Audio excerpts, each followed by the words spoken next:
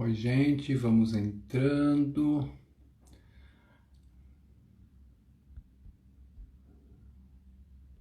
Daqui a pouco nós vamos ter uma conversinha de um tema muito novo, muito pouco discutido aqui,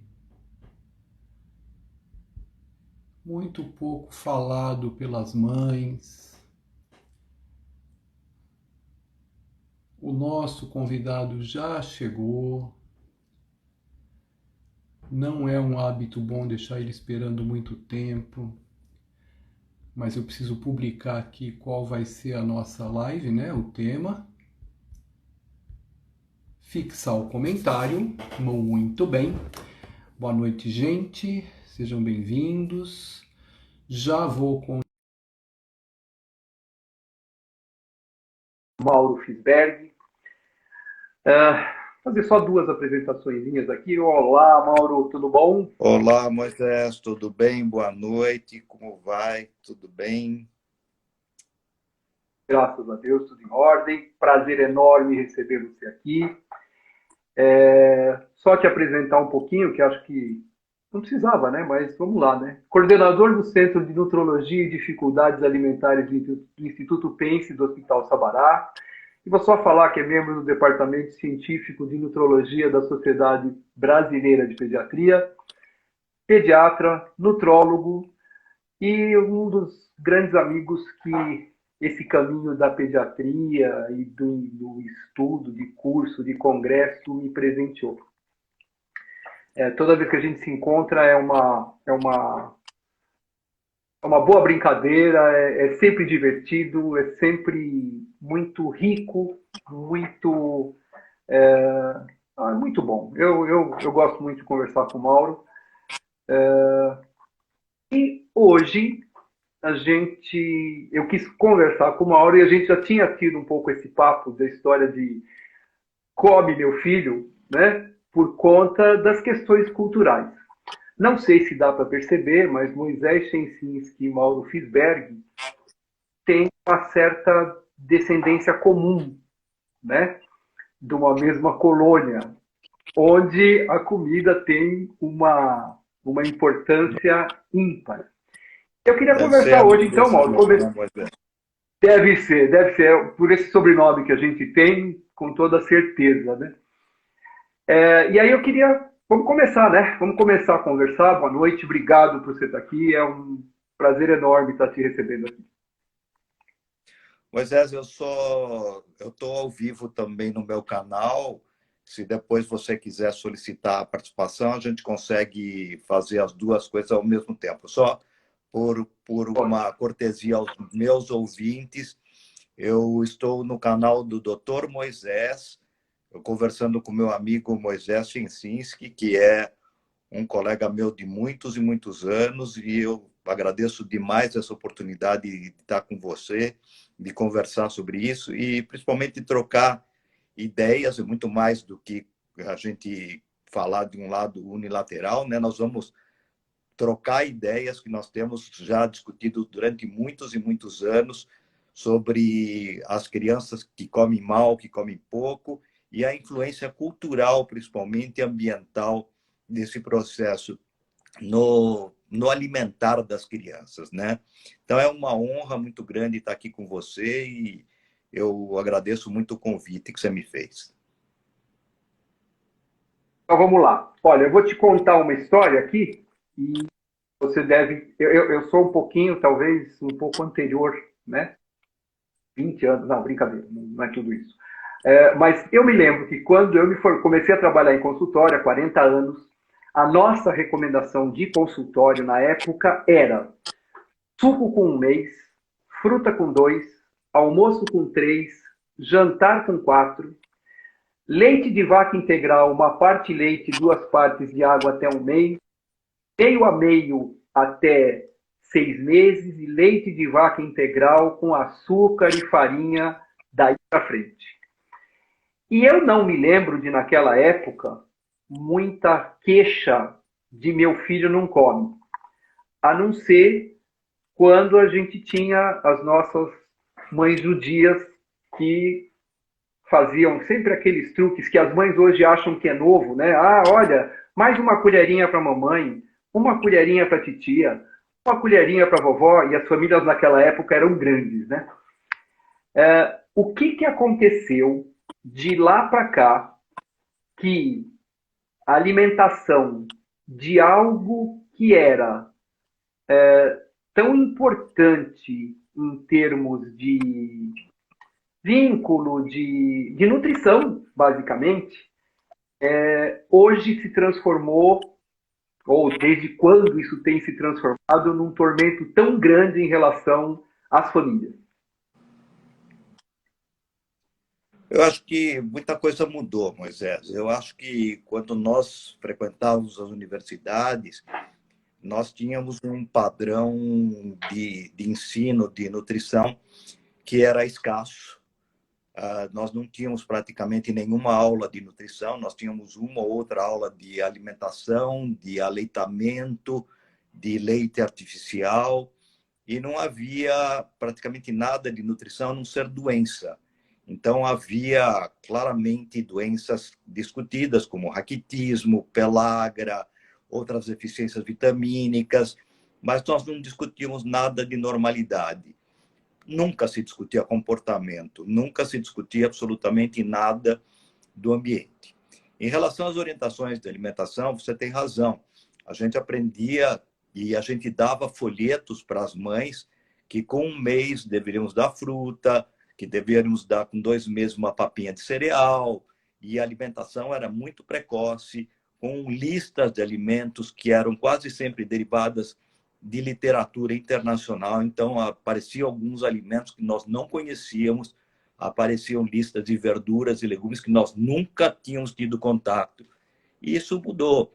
E mudou graças a um grupo grande de pessoas das faculdades de medicina, das faculdades de nutrição. Começou um pouco aqui em São Paulo, um movimento que foi dirigido por um grupo grande, o Dr. Nóbrega, o Dr. Fábio Ancona, depois o Azarias e uma série de outras pessoas, o pessoal da Santa Casa e o pessoal da HC, o Cláudio Leone, onde num encontro que teve num hotel em São Paulo, comecinho dos anos 70, mais ou menos em 77, 78, mais ou menos já quase no final, nós tivemos um encontro onde se discutiu voltar às origens, quer dizer, voltar à alimentação natural, voltar a discutir a alimentação regional, o que era mais prático, o que era mais acessível e o que era nosso hábito, que era valorizar outra vez o feijão com arroz, a mistura, a salada e as frutas que nós tínhamos disponível.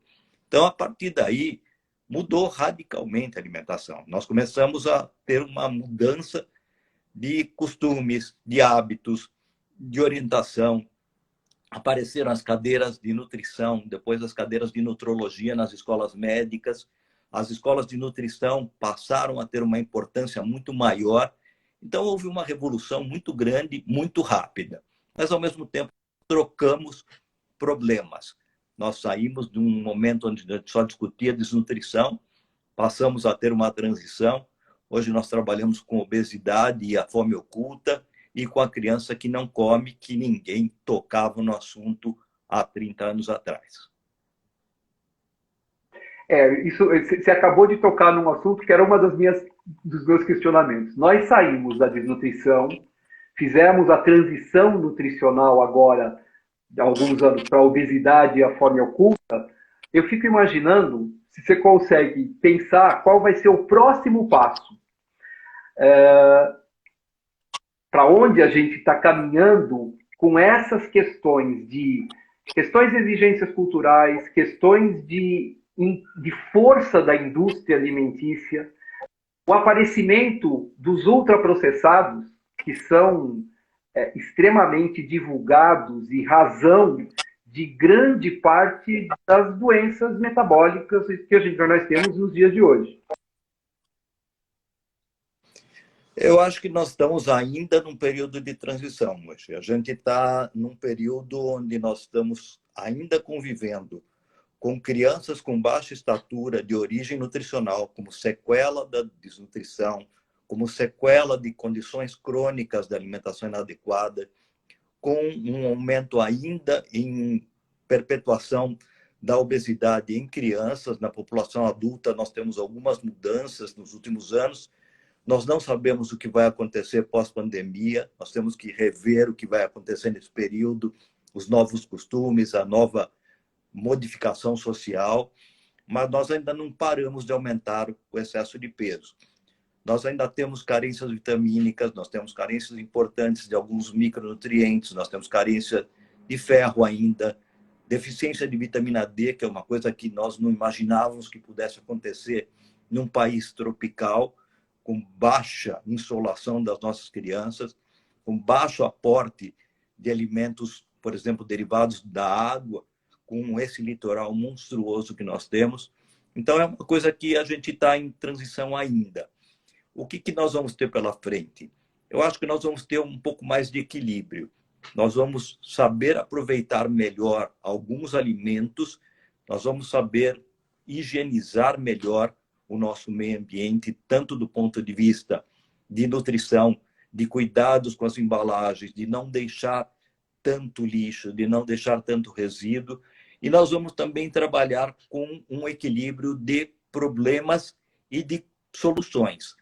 Nós temos que entender que, por exemplo, nesse período de pandemia, o alimento pronto foi muito importante para a gente. Sem ele, nós teríamos tido muitos problemas. Ao mesmo tempo, nós aprendemos a melhorar a nossa alimentação por culpa de estar em casa. Nós tivemos nossas crianças em casa o tempo todo. Nós tivemos adultos trabalhando em casa o tempo todo. Nós não podemos viver só de lanche. Nós não podemos viver só de coisa pronta. Então, nós aprendemos a melhorar e planificar, que é uma coisa que a gente sempre discutiu, né, Moisés? A gente precisa aprender a planificar e organizar a alimentação. Sem saber o que eu vou fazer na semana, eu não tenho como preparar a cada momento. Eu não posso abrir a geladeira e ver o que eu tenho. Isso é uma coisa que a gente acho que aprendeu nessa situação que nós estamos agora. Nós vamos ter modificações de renda. Nós vamos ter um período grande de recuperação ou não da condição de renda da nossa população, principalmente a mais pobre. Nós vamos ter que ver o que vai acontecer. Então, nós estamos num período de muita dúvida, muito sofrimento, mas, ao mesmo tempo, a gente tem que imaginar o que nós aprendemos nesse período e o que nós deixamos de levar de lição para frente. Legal. Falando um pouquinho a respeito da pandemia, né? Uma das coisas que voltou a acontecer, voltou muito a acontecer, que não acontecia tanto, é a refeição em família. É um fator que faz uma diferença brutal no hábito alimentar da criança e no fazer a refeição, não só um momento de nutrição, mas um momento de convívio familiar. Eu tenho falado muito recentemente que daqui a uns 20 anos, quando nós dois estivermos conversando mais uma vez aqui, espero que sim, tá? A gente vai estar falando assim, ó, você lembra há 20 anos aquela desgraça daquela época, como foi ruim? E as crianças vão se lembrar desse tempo como um tempo maravilhoso, em que elas tiveram o contato familiar e o vínculo familiar de uma forma tão próxima, e isso, tal da faca dos dois gumes, né? Ela pode melhorar a questão alimentar ou piorar por questão das cobranças. Você já tem sentido alguns reflexos? E um dos reflexos que a gente tem sentido, sim, a Janice está falando para você que a gente aprende a fazer pão, é a pandemia. Aliás, Regina está aí também, que eu vi, tá? Mandaram lembranças para ela, a Graziella Mantuanelli, vou fazer uma live com ela na quinta-feira sobre documentário que a gente fez, que ela fez, eu participei de Peito Aberto. Mas ela foi aluna da Regina de Nutrição. Na hora que eu falei que eu ia fazer uma live com você hoje, ela falou, nossa, adoro a Regina. Enfim, a Regina falou que e aí que ela reclama que nas nossas lives ela ela nunca entra, eu reclamo, ela falou que pelo menos hoje ela ia pelo menos dar uma olhada, porque ela tem outras coisas para fazer. Então, é importante. Olha só. Então, o que tem acontecido, né? Esse hábito, essa questão de nós comermos juntos, você já tem sentido alguma diferença? Porque o que eu ia falar é que a pandemia já trouxe para os consultórios pediátricos e aquilo que a gente percebe em relação à saúde infantil, uma diminuição muito grande de patologias. Já não tem mais as crianças com tanta diarreia, com quadro respiratório, e os pronto-socorros estão sendo dedicados exclusivamente hoje às questões das síndromes gripais e da questão da Covid, né? Bom, eu acho que a primeira coisa é que, obviamente, as doenças não desapareceram. Talvez teve um grande número de pessoas que ficaram muito preocupadas em ir aos hospitais, aos ambulatórios, aos médicos.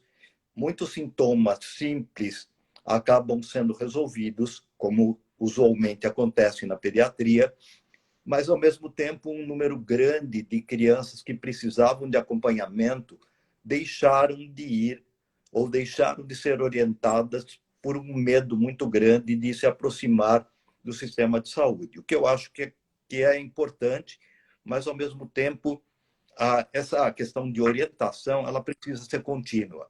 Então, o pediatra sempre foi importante nesse aspecto e a ausência do paciente no controle pediátrico, com certeza, vai aumentar algumas séries de problemas que talvez no futuro a gente vai ter. Voltando um pouquinho ao viver em comum durante esse período, o ano passado nós publicamos numa revista internacional com um grupo de professores do mundo todo, que foi coordenado por uma colega nossa do Canadá, Jessie Haynes, um número onde a gente discutia a importância do ambiente na alimentação. Então, é um enfoque mais holístico, mais comportamental e que não vem apenas da deficiência de um nutriente ou a criança não come porque ela não senta na mesa. É todo um processo muito mais complexo.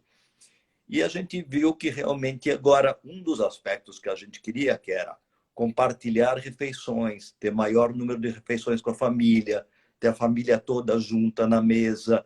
Isso aconteceu. Nós não sabemos se houve mudança ainda ou não. Um número grande de trabalhos estão sendo realizados.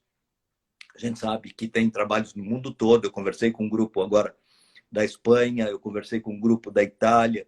Nós vamos ter, daqui a 10 dias, nós vamos ter uma live, não é uma live, um webinar com Portugal e Espanha, discutindo exatamente a pós-pandemia dos nossos países. Então, nós vamos ter, provavelmente, algumas lições de que essa convivência familiar pode ser muito parecida com o relacionamento que a gente tem com a nossa própria família.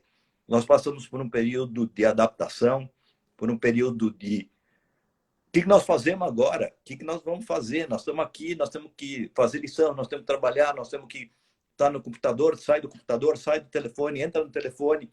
Isso tudo é muito novo, nós não estamos preparados para nada disso. O mesmo problema foi com a alimentação. O que eu faço? Eu compro. Eu não posso comprar, eu não posso ir no supermercado, eu não sei quanto tempo eu posso comprar verduras frescas, frutas. O que eu preparo? Como é que eu faço? E, de repente, assim, nós fomos nos acostumando, nós fomos nos organizando, fomos preparando. E eu acho que agora também nós estamos numa fase de ajuste e também de cansaço. As crianças já estão pedindo, pelo amor de Deus, para voltar para a escola. As crianças querem ver seus amigos, as crianças querem ver e querem correr, querem estar na rua. Os que não tiveram a chance de estar num lugar aberto, fora de um confinamento tão grande do ponto de vista alimentar, realmente não é fácil. Você ficar o tempo todo dentro de um ambiente único, dentro de um confinamento. Então, a gente sabe que nas populações de baixa renda, isso é terrível. Não tem espaço, não tem local. Você colocar todo mundo num único ambiente, onde você vai comer, você vai estudar, você vai ler, você vai brigar, você vai conversar, você vai ver notícias, você vai ouvir coisas desesperadoras, é uma coisa que nós vamos ter que trabalhar um pouco depois. Então, nós tivemos vantagens desse período e nós vamos ter desvantagens, com certeza, que nós vamos ter que ver depois. E um dos problemas que nós vamos ter que ver depois é a culpa, né? Será que nós vamos ser super permissivos com as nossas crianças? Porque eles ficaram tão presos, coitados, eles ficaram tão restritos, eles tiveram tantos problemas, foi tão sofrido. Será que nós vamos deixar eles fazerem o que eles quiserem? Vão comer o que quiser? Vão fazer o que quiser? Nós vamos ter isso também que discutir. Ou será que realmente agora nós vamos passar a controlar mais? Nós temos tanto medo que eles vão sair na rua, eles vão poder se contaminar, vão ter que ter cuidado com a comida. Talvez a gente seja muito controlador. Nós vamos ter que ver o que vai acontecer daqui para frente. Sabe que isso me lembra duas questões importantes que mudaram nessa questão, nesse momento da pandemia, né? Uma delas são os horários. Porque as crianças ficam em casa, vão dormir, assim como os adultos, cada vez mais tarde, e com isso elas acordam mais tarde. Isso quer dizer que o seu café da manhã vai ser às 10 horas da manhã, o seu almoço às 2, o lanche às 5,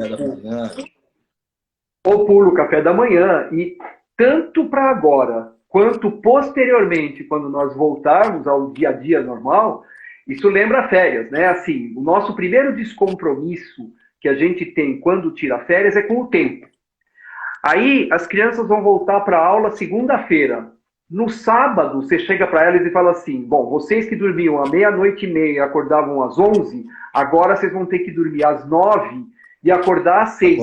E a gente acha que isso funciona assim, né? Pá.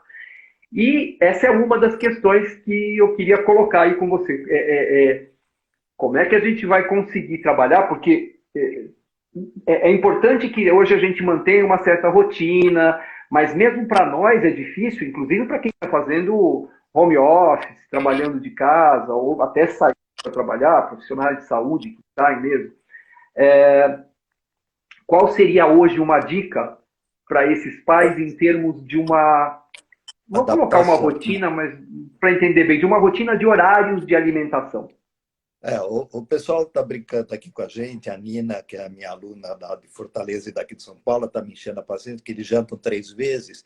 É na casa dela, assim. Na nossa casa... Pois conheço a Nina, viu? Conheço a Nina também. Mas, de qualquer forma, assim, o que eu acho que é importante é que nós também aumentamos muito a nossa carga de trabalho nesse período. Eu acho que nós trabalhamos mais do que antes. E nós estamos trabalhando de uma forma que, às vezes, é difícil de controlar. Eu estava conversando hoje com o meu próprio oftalmo, ele falou assim, eu faço Zoom aproximadamente 4 a 5 horas por dia. Eu não tinha tantas reuniões anteriormente. Eu tinha muito trabalho, muita reunião, mas não era assim tão... E a ânsia de fazer a comunicação, a gente continua fazendo algumas coisas que são importantes, mas parece que assim, será que eu não estou fazendo o suficiente? E a gente acaba fazendo muito mais do que nós fazíamos. Nós trabalhamos de uma forma muito pesada. Nós estávamos discutindo ontem, por exemplo, como é que eu consigo, numa família que tem um único computador, juntar uma mãe que trabalha, um pai que trabalha, a criança que é de uma idade, a outra criança de uma outra idade. Como eles vão fazer para estudar, trabalhar, ter lazer numa única situação? Então, é uma coisa que é complexa. A Sami Minhoca, que é minha aluna de muitos anos atrás, hoje ela é uma das coordenadoras da Faculdade de Saúde Pública lá no posto de saúde escola, ela falou que na casa dela as crianças continuam acordando às 6 horas da manhã, mas vão dormir tarde, né? Porque realmente criança é super ativa. E ativa num lugar fechado ou ativa num lugar que realmente nós temos muita dificuldade de controlar, é muito complicado. Eu vejo meus vizinhos, por exemplo, que têm 2 filhos pequenos, e eles estão o dia inteiro gritando, o dia inteiro em casa, e assim, você inventar alguma coisa para fazer durante quase que 18 horas, criatividade. E ao mesmo tempo você está trabalhando. Você tem que cozinhar, ao mesmo tempo você tem que preparar, você tem que fazer compras, você não vai fazer compras, você tem que se preparar para pedir, para fazer a moção. Quando você tem profissionais de saúde que você tem mais dificuldade de acesso. Então, tudo é mais complicado. Eu acho que foi uma situação que eu acho que a gente vai ter que estudar, vai ser um hiato dentro desse período que nós vamos estudar, mas eu acho que assim não muda um pouco o que a gente sempre discutiu, que assim, que o ambiente é mais importante do que uma determinada especificidade e uma única condição. Então, eu acho que a gente precisa discutir o que a cultura, o que o ambiente tem de importância na alimentação. E a gente aprendeu um pouco na carne, pesado, né? A gente teve que ver que, por exemplo, conviver não é fácil e conviver com comida não é fácil. Então, algumas crianças que tinham problemas antes pioraram. Algumas crianças que tinham problemas anteriormente melhoraram. Então, algumas situações foram Algumas que não tinham e problema outras muito ruins. passaram a ter, né? E as outras, Tá. teve pessoas que conseguiram manter rotinas adequadas e conseguiram manter o mesmo processo de antes. Claro que se eu levar 3, 4 meses, é uma coisa diferente. A gente acredita que, mesmo que nós tenhamos uma saída gradativa agora, se calcula que provavelmente aqui em São Paulo vamos ter um longo período, pelo menos até o segundo semestre, sem aulas. Então a coisa não vai ser tão simples assim. E nós vamos continuar, e não é férias. Não é férias. As férias já acabaram. As férias que foram antecipadas já acabaram.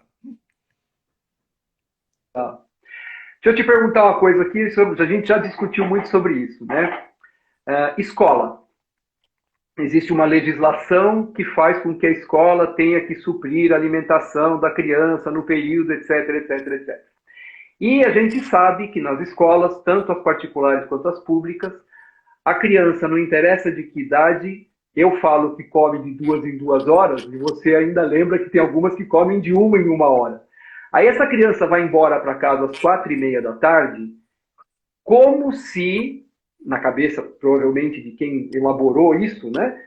Das 4:30 da tarde até as 7 horas da manhã, essa criança não fosse comer mais nada. Hoje nós temos essa história da escola em casa, as crianças vão voltar para a escola. Você consegue vislumbrar alguma coisa que consiga ser feito de fato para a gente conseguir equilibrar escola e casa nisso? Porque um jantar às 4:30 da tarde, mas é só uma sopinha. Além da sopinha não ser o adequado, né? Porque o potencial calórico é mínimo e a criança acaba chegando em casa com fome da mesma forma, enfim. Essa criança come de 2 em 2 horas. Aí você tem, eu brinco que você tem as crianças que vivem para comer e as que comem para viver. As que vivem para comer vão comer de 2 em 2 horas, né? Nós sabemos que, por exemplo, alguns anos atrás a gente fez o levantamento das escolas de São Paulo, da prefeitura, e as crianças comiam em média de 47 em 47 minutos. E havia uma duração muito grande do período de alimentação. Comiam mal e comiam muitas vezes. Havia um número muito grande de refeições. A própria prefeitura resolveu diminuir uma refeição ao dia e houve um escândalo terrível por causa disso, porque como nós vamos tirar a comida das nossas crianças? E a gente estava mostrando que estava aumentando a obesidade e que a alimentação era muito heterogênea dentro da alimentação nas escolas. Nós temos que diferenciar as escolas públicas das privadas, as escolas privadas que têm cantina, as escolas que têm alimentação que é levada de casa, a que tem alimentação própria, e são coisas totalmente diferentes uma da outra. Período que a criança fica na escola, o número de horas que a criança fica na escola e qual é a preocupação que existe da escola com a alimentação. Uma das coisas que eu queria te comentar é que quando a gente discutia lanche, você sabe que a gente fez o diagnóstico do lanche da criança brasileira com o Carlinhos, com o Nabran, com um grupo com a Ana Paula, com um pessoal já há algum tempo, a gente discutia que o nosso lanche da manhã ele é muito importante do ponto de vista nosso. A gente fica desesperado que a criança não coma um lanche adequado dentro da escola. E é um lanche que tem uma oportunidade um pouco mais saudável. E quando a gente estudava o lanche da tarde, era um lanche mais hedônico, de prazer, com muito mais açúcar, com muito mais alimentos prontos, com muito mais alimentos de prazer, que não tinham nada a ver com o lanche da manhã. E a gente foi conversar com o pessoal da França em relação a isso, e eles falavam assim, lanche da manhã, mas eles não estão na escola? Eu falei, exatamente, estão na escola. Mas na escola ninguém come, né? A gente vai na escola para estudar. O lanche mais importante para nós é o da tarde, que é uma refeição familiar, que é preparada, que é uma refeição onde nós temos, não toda a família junto, mas nós temos normalmente a criança comendo adequadamente uma refeição específica, que é o período que ele voltou da escola, mesmo que ele tenha ficado em período integral. Então era um lanche. Depois havia o jantar com a família. E a gente falava assim, mas gente, o nosso período da tarde quase sempre é o período da atividade. Então eu vou para o judô, balé, futebol, etc., tudo que eu tenho direito. E as nossas crianças comem de uma maneira absolutamente maluca. Comem no trânsito, não comem, comem lanche comendo, compram onde tiver possibilidade. E é uma bagunça total. Então as escolas são muito diferentes de mentalidade. Então, eu tenho hoje escolas que têm restaurantes específicos com trabalhos específicos para criança que tem alergia à proteína do leite de vaca, com criança que tem restrição ao glúten, criança diabética, criança obesa, criança que não sei o quê. Então, assim, tem um cardápio que você imagina a confusão que é na escola. Ao mesmo tempo, você fica pensando, mas será que escola é restaurante? Escola não é restaurante. A escola é um centro educacional onde se dá uma refeição para o período que a criança está lá. Mas também é um momento educativo. E às vezes a gente vê que não é nada disso, né? Quer dizer, é uma confusão muito grande do ponto de vista de orientações. Mesmo nas escolas públicas, eu tenho cantinas, eu tenho alimentação dada, eu tenho alimentação que é dada e as crianças trazem de casa, porque isso é uma característica de escola. Então, realmente, sim, a Keila está colocando que escola não é restaurante. Não é restaurante mesmo. Escola é escola. Então, ela não pode ser um centro só de educação alimentar. E a alimentação não pode ocupar toda a dinâmica da escola. Então, é muito complicado pensar que a escola vai se preocupar tanto com a alimentação que ela esquece todas as outras coisas. Ao mesmo tempo, você sabe que eu já briguei com isso muitas vezes, que a gente tem assim o dia da alimentação. Assim como a gente tem o dia do índio, dia da mãe, dia do pai, dia do sei lá de quem mais, hoje. E alimentação mesmo, nutrição, nós não temos absolutamente nada disso. Então, é uma coisa complexa, porque nós não temos uma orientação nutricional como parte de um currículo escolar adequado. Nós não temos isso nas escolas médicas, nós não temos isso nas escolas de nutrição de uma forma adequada, muitas vezes. Então, é uma coisa que, assim, como é que a gente quer levar isso para o sistema educacional curricular adequado? Nós temos países vizinhos com currículos escolares em nutrição sensacionais e nós, muito mais desenvolvidos, teoricamente, não temos esse padrão, não temos essa orientação. A Janice e a família Rigon aqui colocam uma questão, assim, que aqui muitas crianças vão para a escola só para comer e para algumas escolas de mais nível de periferia, enfim, muitas vezes é o único alimento que elas vão ter. E é isso aquela justificativa de não tirar a refeição e tudo isso. Eu acho que não tem que retirar a refeição quando eu tenho, na verdade, uma única refeição. Eu acho que é real, mas nós temos um padrão que é muito estranho, né? Eu tenho a criança recebendo às 9 horas da manhã um arroz e feijão, eu tenho às 2 da tarde criança comendo macarrão, arroz e feijão, e a gente tem algumas pesquisas que mostram que já não é mais a única refeição que a criança tem. Isso é uma herança um pouco da época áurea da desnutrição do nosso meio. Então, eu acho que mudou um pouco a situação. Eu não acho que não tem que ter uma alimentação adequada na escola, mas, de qualquer forma, a gente tem que pensar que mudaram os tempos. E as crianças de baixo nível hoje têm excesso de peso muito maior do que as crianças de nível alto. Então, nós estamos tendo uma tendência muito grande de excesso de peso nas crianças de baixo nível. E essa é uma característica que precisa ser... É difícil você estudar politicamente, por exemplo, eu vou tirar leite da escola, da criança. Como é que eu vou tirar leite, por exemplo? Eu vou te dar o exemplo que eu tenho quando eu trabalhava no Chile. o sistema de distribuição de leite tinha 90 anos. Na história da escola chilena, havia 90 anos de história de distribuição de leite. Eu acho que é um pouco menos, mas era bem longa a história. E aí o pessoal começou a ver, olha, mas para que a criança precisa tomar um litro de leite por dia? Não precisa. Lá naquele momento distribuído na escola.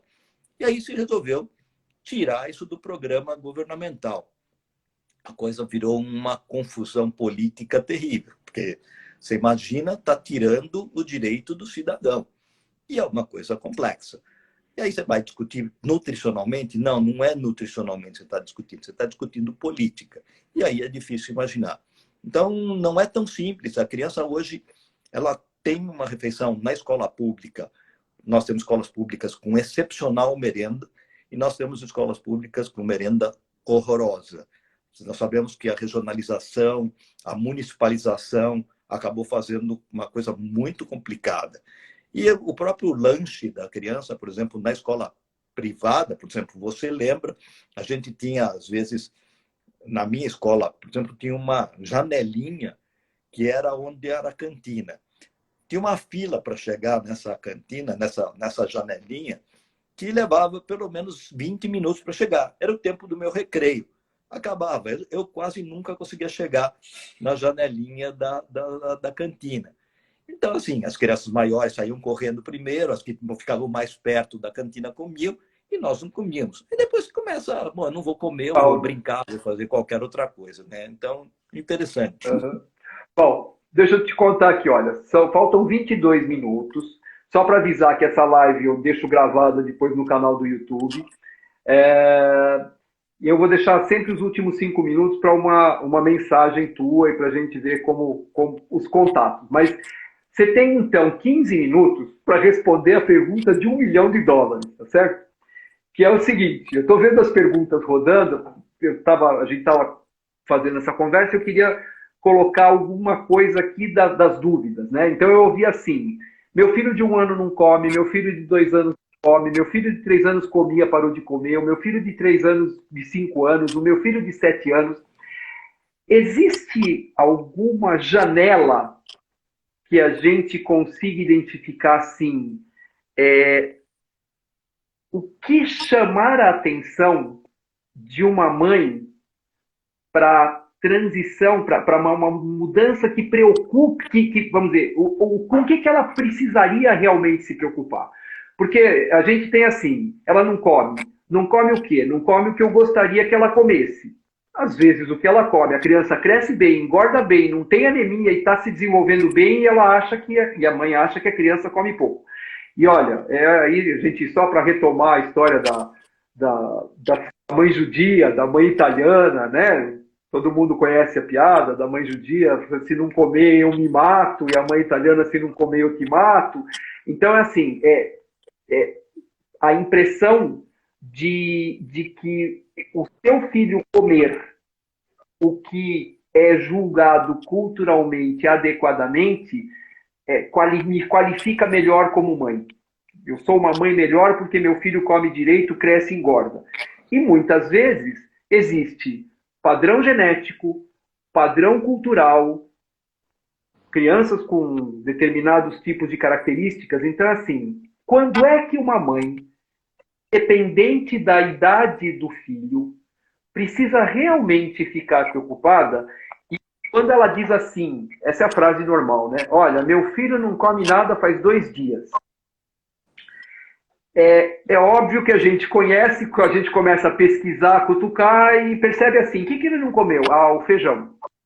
Ou então não comeu alguma coisa. Então, o que deveria ser o alerta para essa mãe para ir buscar ajuda realmente na questão da nutrição, do não comer? Independente da idade. Né?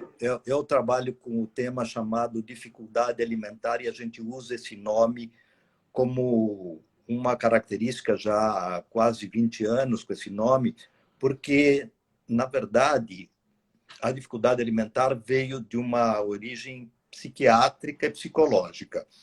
Então, se discutia patologia orgânica, crianças que tinham problemas orgânicos e que não cresciam e não comiam bem. E, a partir daí, começou a se discutir crianças que tinham outros problemas que tinham relação com alimentação. E a gente usa muito o termo dificuldade alimentar porque qualquer problema que a mãe ou a família tenha em relação à alimentação, nós chamamos de dificuldade alimentar. E essa dificuldade alimentar começa antes até da própria gestação. Porque o modo que a mãe e o pai se alimentam vai ter uma relação muito importante com o modo que essa criança vai se alimentar futuramente. Durante o período pré-natal, o ganho de peso gestacional, a forma que a mãe se alimenta, como é que ela vai se preparar para o aleitamento, como que ela foi orientada para o aleitamento materno, se ela teve condições de ter uma consulta pré-natal ou não, que você sabe que é uma bandeira que vocês têm há muito tempo, da discussão clara de que tem que ter um preparo, porque eu não posso esperar ter uma crise para poder perguntar para alguém quando eu já desmamei ou já perdi uma oportunidade de ser orientado adequadamente. Então, isso é muito interessante. Então, se eu tenho dúvidas no aleitamento materno, essa é uma dificuldade. E é uma dificuldade alimentar. Então, eu não sei quanto meu filho está sugando, eu não sei quanto ele está mamando, eu não sei se o leite meu é suficiente, eu não sei se o meu leite está sendo adequado. Eu não sei que horas eu vou alimentar o meu filho, com o que eu vou entrar com comida. Tudo isso é uma dificuldade alimentar. Não é uma doença, é uma dificuldade. Então, é um guarda-chuva muito amplo de processos. Quando que a mãe tem que se preocupar? Eu sempre digo que a mãe tem que se preocupar quando ela tem dúvida. Quando ela tem dúvida, ela tem que perguntar para alguém. E ela vai perguntar para quem? Para o padrinho, para a vizinha. Os nossos avós hoje estão longe, muitas vezes. Então, eu acho que é muito importante que a gente tenha esse suporte pediátrico adequado para orientar a mãe quando necessário. Por isso que nós temos as consultas de puericultura, que são essenciais, porque elas são rotineiras, são contínuas, elas permitem que eu consiga avaliar outras coisas que não seja apenas a alimentação. Eu olho sono, eu olho urina, desenvolvimento, sinais físicos, sinais de comportamento da criança, e eu vou tirar dúvidas da família, da avó, da avó, da empregada, de quem tiver, mas eu vou tirando dúvidas. Então, quando que a mãe tem que se preocupar? Não é quando tem perda de peso, não é quando tem aumento de peso, não é quando tem uma alteração nutricional já existente. É muito importante que exista, na verdade, uma resolução do problema antes de acontecer.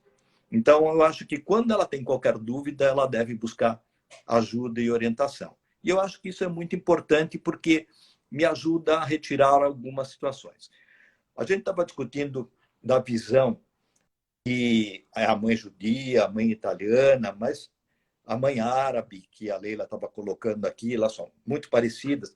Mas, para nossa surpresa, você já sabe disso, a gente já discutiu isso várias vezes, quando a gente foi dar essas aulas, por exemplo, na Ásia, na África, nos países árabes, nos países asiáticos, por exemplo, me chamou muita atenção. A gente ficava imaginando, imagina, o pessoal, todo mundo come bem, ninguém se preocupa, todo mundo come verdura, legume, e a preocupação era idêntica, exatamente igual. Eu tive uma aula nas Filipinas com 300 mães que estavam fazendo um retiro, enquanto as crianças estavam isoladas num lugar, os pais vinham bater papo com a gente e nós tivemos um lugar lá com 300 pais conversando. Nós ficamos 2 horas conversando e isso eu poderia ficar 6 dias lá conversando e eram idênticas as dúvidas, eram muito parecidas. Eu falava assim, gente, mas aqui na Ásia é igualzinho, igualzinho. Então, é uma coisa muito interessante, que realmente a gente sabe assim, essa preocupação com a alimentação não é tão fria. E é por isso que hoje a gente tem visto papers do mundo inteiro discutindo o problema ambiental, do abuso, do assédio, da dificuldade, do abandono, da responsabilidade dos pais, quem compartilha, quem que prepara, quem que não faz alimentação, qual é a condição que eu tenho de acesso econômico. Então, é uma coisa tão mais complexa do que simplesmente meu filho não está comendo feijão, meu filho não está comendo arroz. Pô, ele não come feijão, como milhares de outros, milhões, né? Não é milhares, milhões de outras crianças no mundo que nunca comeram feijão na vida porque não é hábito da criança, e eles comem outras coisas. Ah, meu filho não come arroz. E para nós, não comer arroz e feijão significa não comer, né? Mas, por exemplo, eu sou de origem italiana, eu como pasta, eu como massa. A massa é um veículo para um monte de coisas, para verduras, para peixe, para frango, para carne, para um monte de coisas. Depende da forma que eu preparo. Que eu não como arroz. Na minha casa se comia muito pouco arroz e feijão. Arroz e feijão não é que era uma comida diferente, é que não era o meu hábito da minha família. Mas, no nosso meio, por exemplo, a gente come arroz e feijão com macarrão, porque faz parte do hábito. Então, nós precisamos imaginar o que é hábito, o que é cultura, qual é a influência que os pais têm. Todos os nossos casos que a gente tem avaliado lá no Instituto Pense, de crianças que não comem, que tem algum tipo de restrição mais importante, tem pelo menos um dos pais que tiveram algum tipo de problema, ou de restrição, ou tiveram alguma coisa relacionada à dieta, ou obesidade, ou uma relação não muito saudável com a alimentação. Então, a gente busca. E é muito frequente aquela frase assim, né? A minha mãe sempre falava assim, você vai ver com seu filho. Você não come agora, você vai ver seu filho depois. E é igual, na verdade, a gente vê, sim, que realmente tem, sim. Ah, minha mãe falava que eu era igualzinha quando eu era pequena. Eu também não comia nada. Eu também era muito chato para comer. E aí a gente vê que não aprende absolutamente nada, né? Então, realmente é uma coisa que a gente tem que lembrar que faz parte da cultura, do hábito, da formação. A gente tem que discutir um pouco de uma forma mais integrada a alimentação. Não é pedindo exames, não é simplesmente avaliando se está faltando vitamina A, vitamina D, nutrientes, dando suplemento para todo mundo. É uma das perguntas que todo mundo coloca. A gente usa pouquíssimo suplemento, a gente usa quando necessário. A gente vê que precisa de algumas vezes usar alguma coisa a mais, mas eu preciso fazer diagnóstico. Se eu não souber o porquê que eu estou trabalhando, eu estou fazendo simplesmente assim, eu vou dar antibiótico para toda a febre que existir. Eu vou acertar algumas vezes e vou errar muitas vezes. Se eu der, por exemplo, um estimulante de apetite, que você sabe que a gente não utiliza, mas eu vou tratar o quê? O que eu estou tratando? Uma criança que não come, eu vou aumentar o apetite, por exemplo, de uma criança que não tem acesso à alimentação. Eu não tenho como aumentar o apetite dela se ela não tem recurso, não tem acesso, não tem o padrão de alimentação naquele período, né? Então, temos que tomar cuidado, gente. Uma das perguntas aqui é, por exemplo, quantos cuidadores são babás, empregadas? Não exime a gente de responsabilidade. A gente também tem uma responsabilidade no planejamento de quem cuida, de quem orienta. Eu que faço o cardápio, eu que digo o que vai ser dado naquele período. Então, tem que ter alguns cuidados que são muito importantes, né? Então, é muito complexo e não é tão simples assim. Aliás, eu vou fazer uma pergunta óbvia só para te dar a porta para abrir, né? É uma abordagem multiprofissional. Nada que só um pediatra vá resolver. E muitas vezes a consulta vem para o pediatra e quando a gente busca o encaminhamento é complicado. Você trabalha em equipe. Qual a importância da equipe multiprofissional que você tem nesse tipo de abordagem? Bom, você sabe que eu trabalho com equipe multiprofissional desde que eu me formei. Então, há 40 anos ou mais eu trabalho com equipe multiprofissional. Eu tive trabalho com nutricionistas desde o segundo ano depois da minha residência. Eu já chefiava um grupo multi, com fonos, com nutris, com professor de educação física, e a gente sempre trabalhou em conjunto. Para a alimentação, isso para nós é essencial. Eu tenho possibilidade de ter um centro no consultório, no Pense, onde a gente tem possibilidade de ter vários profissionais trabalhando diferentes. A gente tem educador, nós temos pedagogo, nós temos nutricionista, nós temos fono, nós temos psicólogos, psiquiatras, nós temos todo mundo trabalhando em conjunto. Mas eu acho que no dia a dia isso não existe. Obviamente, o que tem é que ter alguma formação. Eu tenho que ter uma ideia básica. Eu não sou professor de educação física, mas eu tenho a obrigação de saber qual é o esporte mais adequado, ou qual pelo menos são as opções mais adequadas, o que é adequado para uma faixa etária, o que não é adequado para uma faixa etária. Eu não sou nutricionista, eu não dou dieta, eu não oriento, a não ser de forma geral e clínica. Eu preciso de uma nutricionista. Mas se eu não souber alguma coisa de nutrição, como eu posso fazer puericultura? Como eu posso orientar a introdução alimentar se eu não tiver algum conhecimento de nutrição? Eu não sou psicólogo, não me atrevo a fazer terapia, mas se eu não souber alguma coisa da teoria básica do funcionamento psicoemocional da criança, ninguém trabalha. E eu acho que isso é leitura, isso é aprendizado, isso faz parte da nossa contínua formação múltipla. Então, eu não tenho sempre a equipe multiprofissional, mas eu tenho, sim, que ter um conhecimento mínimo para poder trabalhar de uma forma necessária. E quando eu não realmente souber, não é vergonha nenhuma pedir ajuda e colocar para o pessoal que precisa resolver. E aí eu vou buscar onde que tem o lugar mais adequado. E aí não é só a questão de não saber, mas é assim, essa tua colocação é perfeita, né? Nós somos pediatras que somos profissionais generalistas. A gente precisa conhecer a criança de uma forma global. Se eu conhecer uma base da parte da psicologia, eu vou conseguir identificar até que momento eu consigo segurar isso e em que momento eu preciso encaminhar. Isso acontece com qualquer das nossas subespecialidades. Eu não sou gastroenterologista. Eu sei até quando eu trabalho com uma intolerância à lactose, eu sei até que ponto eu sei trabalhar com uma alergia à proteína do leite de vaca. Eu sei até que ponto eu trabalho com uma doença do refluxo. Mas eu tenho que saber até que ponto eu posso ir, até que horas está na hora de chamar o gastroenterologista, porque ele vai fazer alguma coisa muito mais específica. Não cabe a mim determinar todo o tratamento especificamente. Agora, se eu estou no interior de uma cidade, de um estado microscópico, de um lugar que não tem recurso, eu tenho que saber alguma coisa geral. E no consultório você faz isso sempre. Você sempre tem que saber um pouquinho de cada coisa. E você orienta de uma forma global. Você é o cara.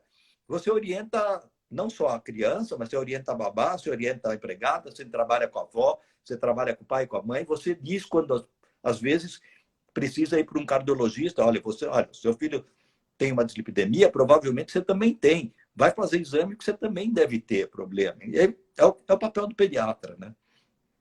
E é o papel, hoje, de todos os outros profissionais. Todos os profissionais de saúde, não só médicos, né?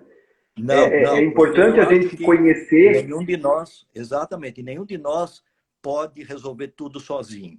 E eu não acho que a gente tem capacidade de ter todas as possibilidades de tratamento e orientação e se achar o dono da verdade. Nós não somos. Nós estamos aprendendo o tempo todo. E cada caso que você atende é um caso novo que você está aprendendo e a gente discute muito cada caso porque não é igual. Olha, os meus filhos não comem feijão. O meu também não. Mas provavelmente, assim, eu te ofereço feijão uma vez por semana, o outro oferece todo dia. São casos diferentes. Então, cada um deles é um aprendizado. E você sabe que você já me falou isso várias vezes. Você vai fazer uma aula, eu vou lá de novo.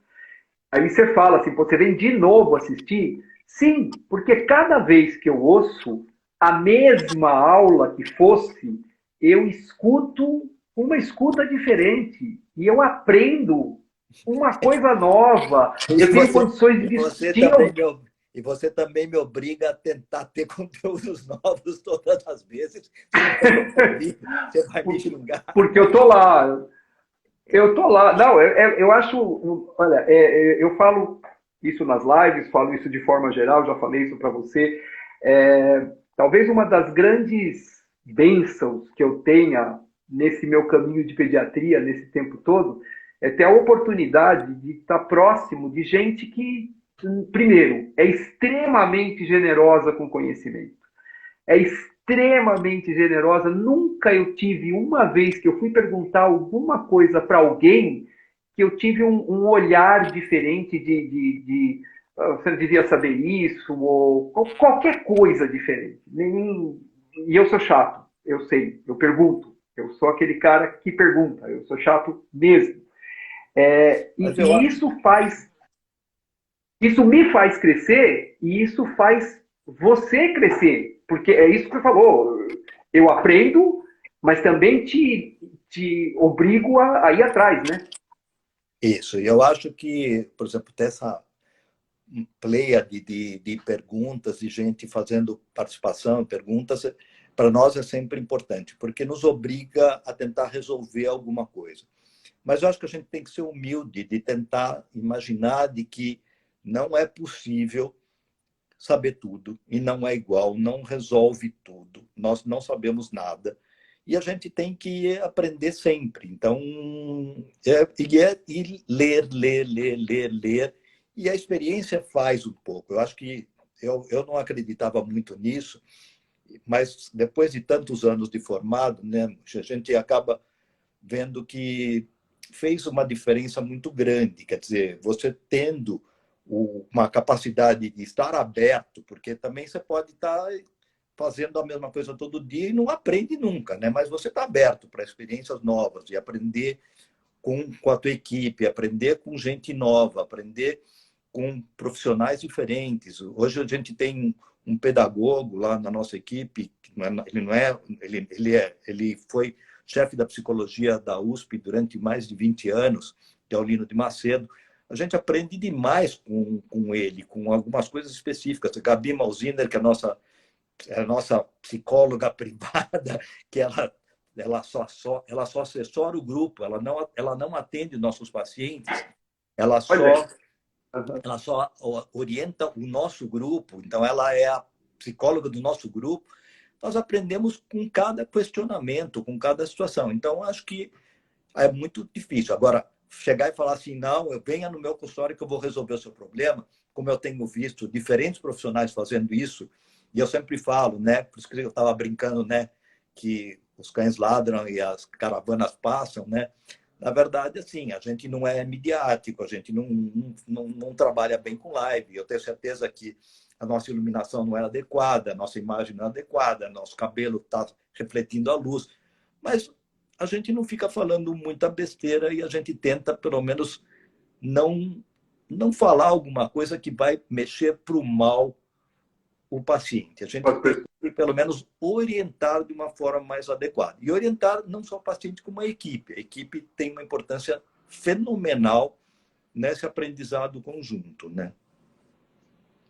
Você sabe que essa pandemia, ela tem ensinado, todas as vezes que eu escrevi um texto agora, ou que eu dei uma entrevista, fiz uma live e falo do Covid, sempre ela termina assim. Que horas são agora? São 21h58, cara, faltam 2 minutos. Mas é assim, eu falo assim, olha, tudo isso que eu falei agora vale até as 21h59. Porque ela tem mostrado pra gente que nós não temos todo o conhecimento mesmo, ele vai mudando e é novo pra gente. Mauro, eu queria que você... uma velocidade enorme, mas assim, a gente está aprendendo e errando muito, mas a gente está aprendendo. Vai sair coisa boa no final. Com certeza. Mas vai aprender quem estiver disposto a ouvir, né?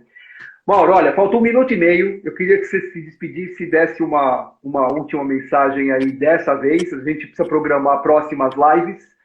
E te agradecer demais. Te agradecer demais, não só por hoje, mas por sempre. Muito obrigado. Aliás, eu sei que você está num período extremamente complicado, difícil. Você sabe que você tem a força da gente sempre. E para nós é emocionante ver como você consegue, ao mesmo tempo, fazer com esse profissionalismo, com essa situação, com todo esse problema que todos nós estamos passando, e você muito mais do que todos nós sabem disso que nós estamos falando. Então, é essencial para a gente que a gente esteja disposto a compartilhar, a dividir, a aprender e, especialmente, não fazer muita besteira, porque eu tenho visto muita gente fazendo muita besteira, falando muita coisa que não devia, como se fosse realmente o dono da verdade. Ninguém é dono da verdade, e a verdade é a ciência transitória. Na verdade, nós sabemos que vai mudar. E a gente fala que os fake news também são transitórios, porque alguém vai acabar desmascarando algum momento. Então, cuidado com o que fala, porque ninguém tem certezas absolutas. Mauro, 9 segundos. Obrigado. Um beijo para todos e vamos fazer mais, com toda certeza. Obrigado. Muito obrigado.